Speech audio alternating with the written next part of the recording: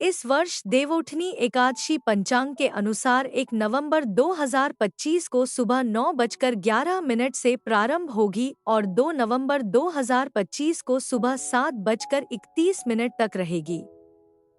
इस वर्ष यह पर्व 1 नवंबर को ही मनाया जा रहा है। देवउठनी एकादशी, जिसे देवोत्थान एकादशी भी कहा जाता है, यह कार्तिक मास के शुक्ल पक्ष की एकादशी तिथि को मनाई जाती है। इस दिन भगवान विष्णु योग निद्रा से जागते हैं और 4 महीने तक चलने वाला चातुर्मास समाप्त होता है। इस दिन से विवाह, गृह प्रवेश, नामकरण जैसे शुभ कार्यों की शुरुआत पुनः आरंभ हो जाती है। हिंदू धर्म में इस दिन का बहुत बड़ा आध्यात्मिक और धार्मिक महत्व माना गया है। कहा जाता है कि जो व्यक्ति श्रद्धा और नियम से इस दिन व्रत करता है, उसे भगवान विष्णु का आशीर्वाद प्राप्त होता है। प्रातः ब्रह्मा मुहूर्त में उठकर स्नान करें और घर को शुद्ध करके पूजा स्थल तैयार करें। भगवान विष्णु का पीले वस्त्रों में चित्र या मूर्ति स्थापित करें। तुलसी के पौधे को भी पास रखें, क्योंकि इस दिन तुलसी विवाह का आयोजन होता है। शंख, चक्र, गदा और पद्म से सजावट करें। पीले फूल, तुलसी दल, चंदन, फल और मिठाई अर्पित करें। भगवान विष्णु के समक्ष दीप प्रज्वलित करें और नमो नारायणाय मंत्र का जाप करें। इस दिन उत्तिष्ठ गोविंद उत्तिष्ठ मधुसूदन मंत्र से भगवान को जागृत किया जाता है। रात में भजन कीर्तन करना शुभ माना गया है। तुलसी विवाह के लिए तुलसी माता की प्रतिमा या पौधे को साड़ी पहनाकर सजाया जाता है। पास में शालिग्राम भगवान की मूर्ति रखी जाती है। विवाह विधि से तुलसी और शालिग्राम का विवाह संपन्न किया जाता है। इस विवाह को देखने से भी व्यक्ति के विवाह में आने वाली बाधाएं दूर होती हैं।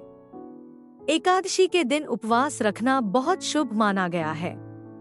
यदि संभव हो तो निर्जल व्रत करें, अन्यथा फलाहार करें। व्रत के दौरान क्रोध, निंदा, असत्य भाषण और किसी को दुख पहुंचाने से बचें। 10वीं तिथि से ही सात्विक भोजन करना शुरू करें। प्याज, लहसुन, मांस, शराब आदि पूरी तरह वर्जित है। रात में दीपदान का विशेष महत्व होता है। घर के मुख्य द्वार, तुलसी के पौधे और मंदिर में दीप जलाएं। अगले दिन द्वादशी तिथि में ब्राह्मणों को भोजन कराएं, दान दक्षिणा दें और पारण करें। पारण का समय विशेष रूप से पंचांग देखकर ही निर्धारित करें।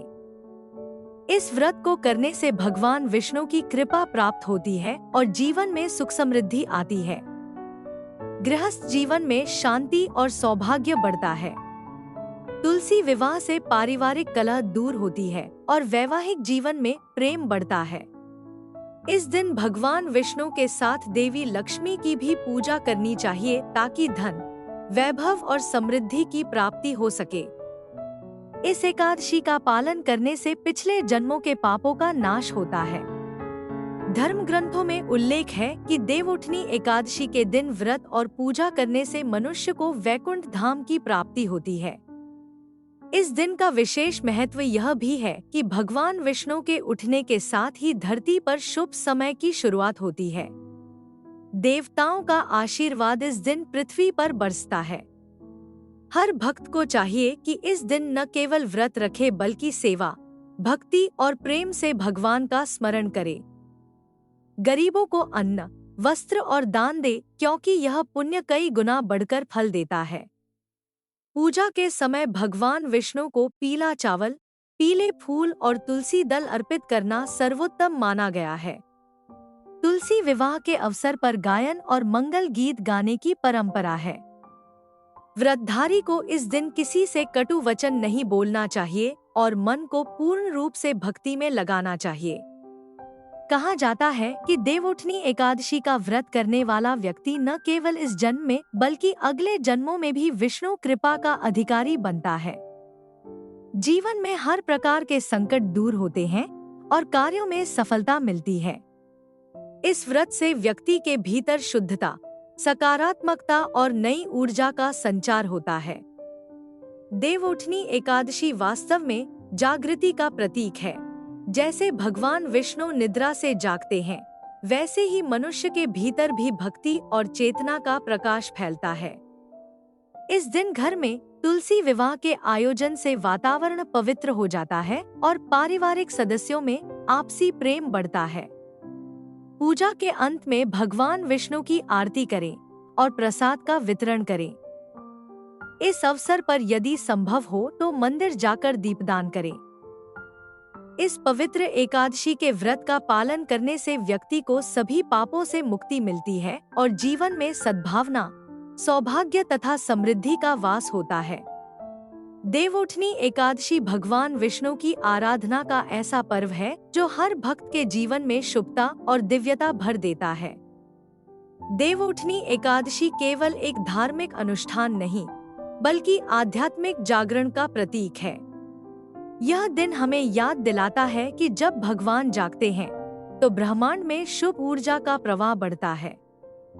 इस दिन श्रद्धा, भक्ति और प्रेम से की गई पूजा न केवल आत्मा को शुद्ध करती है, बल्कि जीवन में नई दिशा और सकारात्मकता भी लाती है। जो भी व्यक्ति सच्चे मन से इस व्रत का पालन करता है, उसके जीवन में विष्णु की कृपा सदा बनी रहती है और हर कार्य में सफलता प्राप्त होती है।